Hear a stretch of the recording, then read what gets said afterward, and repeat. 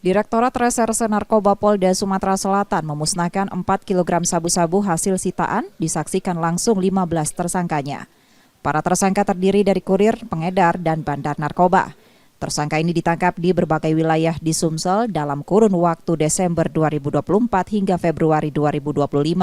Total ada 13 laporan polisi terkait kasus ini. Sebelum dimusnahkan, sabu-sabu tersebut diuji menggunakan strip test untuk memastikan kandungan amfetamin, lalu diblender dengan cairan deterjen. Polisi menegaskan pemusnahan dilakukan untuk mencegah penyalahgunaan barang bukti. Untuk tersangka yang kita berhasil amankan itu termasuk dari golongan dari pengedar maupun dari kurir. Untuk barang bukti yang berhasil 4.155,4046 gram. Dan untuk yang disisikan untuk pembuktian di pengadilan atau pemeriksaan di lab sebanyak 4.070,98 gram. Saat ini polisi masih mengembangkan kasus ini terutama terkait jaringan narkoba yang mayoritas menggunakan jalur darat untuk distribusi. Ke-15 tersangka yang ditahan tengah menjalani proses hukum dan terancam hukuman mati.